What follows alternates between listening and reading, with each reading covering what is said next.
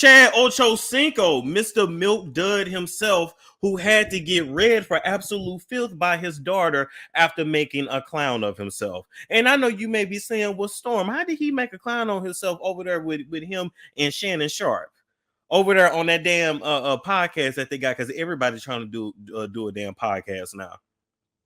Half the time when Chad get on the camera, you can't see nothing but eyes and teeth. Half the time his background look junky as hell, the camera raggedy as hell, but he definitely is cheap, and he goes about everything in his life the cheap way. He takes the cheap route. He takes preference hoes on dates to McDonald's, for the first date, second date, third date. The first date you can maybe get some off the dollar menu. Does McDonald's even still have the dollar menu? I heard y'all niggas was around there spending $20, $30, and $40 for one meal now that the employees is actually getting paid a living wage. But it's okay. The machine's gonna replace all of us soon anyway. But anyway, with that being said, Chad Ochocinco ain't as unqualified as Chad Ochocinco that is currently in his new relationship playing the role of femininity, because while he sits at home, eats McDonald's and Skittles, yells at his kids, braids some hair because he's too cheap to take him to the hair salon, and as he watches some prawn and jerks his dick, and then get on camera with Shannon Sharpe, who won't even let you be butt naked after y'all make sweet, passionate look. Hey, let's talk about it, because Chad Ochocinco had a lot to say about Keith Lee. He had a lot to say about somebody that really don't bother nobody, and I have an issue with people that take issues with people that are super unproblematic. I be feeling like people know who to pick at life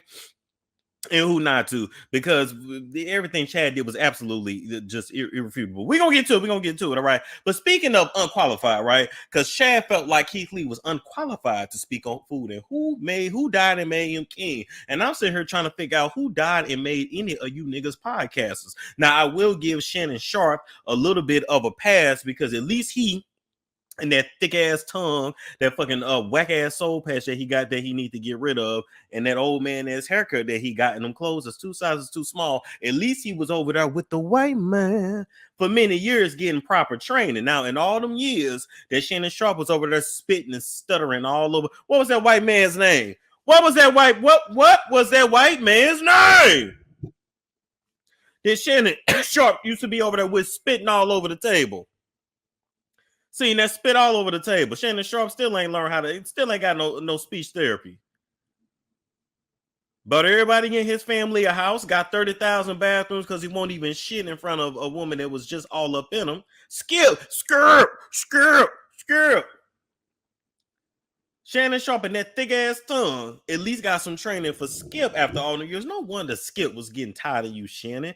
Shannon, you kept saying that, the white man wasn't treating you right and wouldn't talk to you off camera and was, treating you well like the slave that you look like. I mean, much like the NFL treats you like slaves anyway. They use y'all bodies for labor and sell your false hopes and false dreams. And then when they through with you, they toss you away like yesterday's garbage. So while we're sitting up here discussing who died and made Keith Lee king of food, who died and made y'all king of broadcasting, who died and made all of y'all kings of talking about celebrity gossip, because all the niggas eventually go to talking about celebrity gossip. Let me tell you something. Shannon Sharpe need to worry about doing is wearing them sweaters and hanging with a nigga that's called Dick Print, right? Ain't that his best friend, Dick Print? That's what Shannon Sharpe need to worry about. We need Shannon Sharpe and Chad Ochocinco to bring a professional therapist on, because ain't none one of you niggas had no therapy, and ain't none one of you niggas come from no family that had no therapist. I can tell in y'all a string of failed relationships and children that you have out of wedlock. What I need y'all to do is get a therapist on that, and we're gonna really dig into why did Chad headbutt Evelyn Hosada. Evelyn Hosada had enough rough going in life, just having that big old having that big old head all them years. She suffered enough, and she finally gave him a chance, even though Chad fucked Evelyn Hosada on the first night, and she was really hooked after that. Because come on, Evelyn Hosada, you never really liked it. This nigga, you liked it. A lot of y'all need to start being real and start being honest. Y'all don't like niggas, y'all like the dick, and it's okay. But it is what it is. And some niggas is just meant to bend you over outside of a club behind a dumpster, you, none of you, and that's it. But you don't actually try to make a husband or a father out of him. And Chad is one of those niggas. So anyway, but I will give you this. I will give you this. You did go and produce plenty of chocolate queens. You did want to make sure that you at least produced it full black children with athletic ability. So I will give you that. Chad, you wasn't all about trying to get the hair, you know, the good hair and the light skin. I give you that, even though you probably fucked many a light skin just over the fucking years. But all I'm saying is, who died and made you niggas king? Why y'all had something to say about motherfucking Keith Lee? And this is how unprepared you were. Let me tell you something, Chad. What's up, people? My name is Storm Monroe, and I am a celebrity entertainment reporter. You may have seen me on YouTube, Instagram, TikTok, and various other social media platforms. But today, I'm not here to talk about celebrities in Hollywood or even to gossip with you. I'm actually getting on this camera today to give you a testimonial about Wicks of Wisdom candles. I actually personally started using Wicks of Wisdom candles in March of 2020, right in the middle of the pandemic. I was super pessimistic about the validity of the candles, but once I started using them, I had no choice but to admit that the candles were super powerful and did everything that Dr. Linda and I discussed. Throughout the candles that I've burned over the last, I want to say 3.5 years now, I've been able to bring abundance in my life, get rid of blocks and obstacles, get rid of dark energy that was thrown at me, as well as protect myself from various dark energies as well. And so, depending on what's going on in your life or what you may need the candles for, I would personally recommend them. They are literally a prescription for your soul, and I stand by them wholeheartedly. So once you actually order Wicks of Wisdom candles, you're probably wondering what's all gonna come in your box, right? What should you expect? So first, you should actually expect the candles that come in a set of 3, and the directions on how to properly use the candles, how to light them, how to remain safe while they are being lit will all come in your box. So make sure you actually read the instructions. In addition to that, you're gonna get your oils, okay? The number of oils and the kind of oils that you get in your box is going to be different depending upon whatever situation you have. That could be love, that could be money and success, removing obstacles, good luck, etc. In addition to that, you're going to get your herbs, your powder, and then you should expect your partitions as well, okay? What to actually put on the partitions, how to use them, how to burn them, all of those instructions will be given to you when you make your order.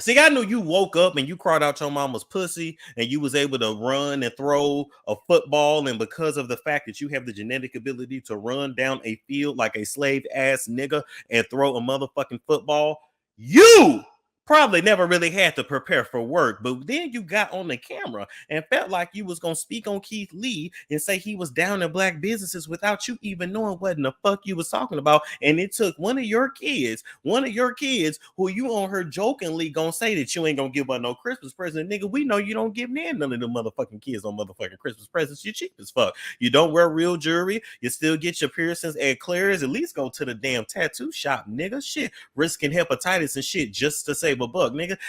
We already know what it is. So your kids feel very comfortable and safe with reading your ass for absolute filth and checking you, because hell, they already grown and ain't gonna miss shit anyway, because you ain't gonna give them shit. They gonna go to their stepmama who around there being Afro-Latina and selling houses and shit. But anyway, let's but before we go there, we're gonna go here. So I'm just trying to figure out, but y'all fixed y'all mouth. Shannon was staying quiet. Shannon in that thick ass tongue, he didn't throw himself under the bus. He did. See, Chad, you was able to put your whole foot in your mouth the way that Evelyn Hosada swallowed all of you. You swallowed your whole foot. Ain't no more room in Shannon's mouth, so he couldn't do that. So he just sat there and was just quiet as fuck. But You sat there on that screen looking like a human milk dud. We don't see shit but teeth, draws all on the motherfucking floor, a raggedy ass Logitech webcam from 1998 because you cheap as hell with dial-up internet, and just talking all kinds of shit about Keith Lee. Let's be honest, Chad. Keith Lee represents the kind of black man that a lot of you niggas feel ain't supposed to be that guy.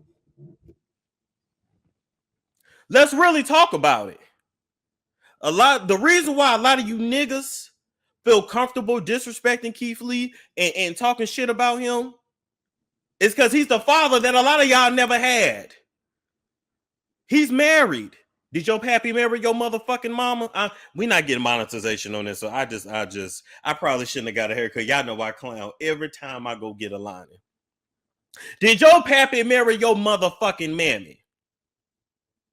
Did he walk around with your? I'm just saying in general. This ain't just pointing at Chad. I'm just saying all the niggas that got a problem with Keith Lee. Did your pappy walk around with your motherfucking mammy and be proud of you and put you on his hip and told everybody these my motherfucking cheers? Half y'all motherfucking daddies didn't even take a pictures with your motherfucker. Or maybe you had a pappy like Terrell Owens who saw his child look just like him. Meanwhile, didn't say shit to him for 14 years and live right across the motherfucking street talking about something. Yeah, you my kid. Oh, shit, bitch. So I'm trying to figure out why you niggas got a motherfucking problem with Keith Lee. He represents the father that a lot of y'all never had. He represents the kind of black kid that when you went to school, did nobody talk to him? Y'all bullied the fuck out of him. And y'all just never would have thought that he would have been in the position that he is today. He turned out to be the cool kid that you thought he never would have fucking been. And you feel some kind of motherfucking way. See, that's the damn problem with a lot of you raggedy motherfuckers. You ain't got no goddamn accountability in your life, bitch. Y'all running around here talking about, now I'm back on your ass, Chad. You run around here talking about Keith Lee is down in black businesses. Keith Lee has helped businesses, motherfucker. Now, had you took the time to do 10 minutes of research, I bet you pulled up X videos. I bet you pulled up a Pornhub. I bet you put up some X and XX. I bet you went to Twitter and watched some Make Me Sweat, Make Me Harder. I bet you watched a little bit of that, but you couldn't take 10 minutes to prepare for your motherfucking show before you went in on Keith Lee, who literally bothers nobody. Keith Lee ain't the one that be dragging restaurants for filth. It's the other nigga that be in the car, the black dude with the high top. That's the one y'all really should have came for, but you didn't come for him because you know he'll came to fuck up and drag your ass for filth. Y'all know Keith Lee got a little bit of class. See, niggas always love to go after somebody with some fucking class, but Keith Lee better than me because I'd have just put up a picture of Evelyn Hosada and her forehead and that scar that she still got to this motherfucking day that she has to cover before she go to any motherfucking event. I'd have tagged you in it, nigga, and I'd have left that shit at that. Anyway, back to what I was saying. You lack accountability, and most of you niggas lack accountability. At the end of the motherfucking day, Keith Lee ain't did shit wrong, bitch. You know why? Because, bitch, if it's a black motherfucking business and I bring my black ass in there and you give me subpar service, bitch, you still inadvertently hurting the black community, bitch. You hurting the black dollars. A lot of you restaurants got it fucked up. The celebrities don't make your shit, bitch. The regular person do. Celebrities ain't coming in there every day. And we know celebrities don't even pay the motherfucking tab. Ask Nicki Minaj. You do her motherfucking hair and she won't even pay the motherfucking hairstylist bill. You just get to be around. Keith Lee is the truth. You didn't expect people to stick behind him and stick by him. I guess you felt like, you know, he was going to be thrown away the same way the media threw you away when you headbutted Evelyn Hosada. And the only person that took up for you is Tammy, who loved to headbutt a hoe her damn self. You look a mess. You sounded a mess. But I'm glad you admitted that you was wrong. But what I want you to do while we're talking about some accountability, I really want you to help your friend Shannon because he got a problem. All right. Shannon said over there on that show that after you and him and a lady make sweet, passionate love, he said you can't even walk around naked around him. He don't walk around naked around you. He said after he'd have been all up in your guts and you done sucked all kinds of fucking cock and balls and licked all kinds of ass and got your whole neck and ear smelling like cognac, because niggas that drink cognac and smoke cigars always smell like it, but they don't smell it because they always fucking smell like it. Shout out to Steve Harvey. You know his breath be stank as fuck too. So A nigga that won't even be naked around a woman, a nigga that won't even let you take a shit, and then none of his toilets. Talking about he gonna send you to the Wawa or the Quick Trip, but he'd have been all in your guts. Them y'all got issues. You headbutt hoes, and Shannon really don't like hoes like that. So dig into that before y'all start digging into anybody that's out here offering constructive fucking criticism for these fucking businesses in Atlanta. The Atlanta is the only motherfucking place you can go to looking for food and not get no fucking food. God damn, do better, Atlanta. Do better, Chad. But back to Atlanta, do better. You can come to Atlanta and get dick, but you can't get food. There's plenty of dick to get in Atlanta. Sometimes they got titties at the top. Sometimes it's attached to an actual fucking man. Y'all ain't heard that from me. Sometimes it's attached to a fucking stud. But you can go to Atlanta and get fucked, but you can't get fed. It's ridiculous. Anyway. Let's listen to what his daughter had to say, and then we're gonna move on. I'm sick of looking at this motherfucker.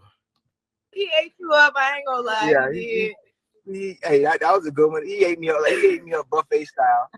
He got me. That was a good one. The nigga wordplay is phenomenal.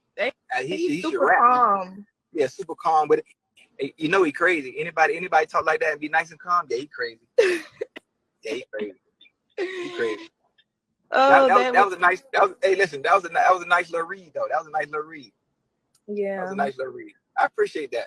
I love him. He did what he had to do. So, hey, that nigga Keith Lee got me together though, man. He. All right, so we did. It is what it is. It is what it is. What y'all feel? Why do y'all think? You know what was truly Chad's issue with Keith Lee? What's a lot of the black community's issue with Keith Lee? I think Keith Lee represent the black kid that's not supposed to be the cool guy. That's just what I think. That's just what I think. But in real life, yeah, Keith Lee hands is lethal. Well, let me tell you something. That's also how you know somebody really got hands. You don't have to say shit. People that's really about it really don't do all that talking, yelling, and screaming. But we don't want these black gentlemen fighting. I'm just saying. Oh, because he light skinned? I think it's He jumped to conclusions. Well, hopefully he'll never do that again. He'll never do it again. Fucking with me, you're going to be a great podcaster. But help your friend Shannon. Can't say he love coochie, but he afraid of shit. Okay, moving right along from that. It's a storm show. Ay, it's a storm show.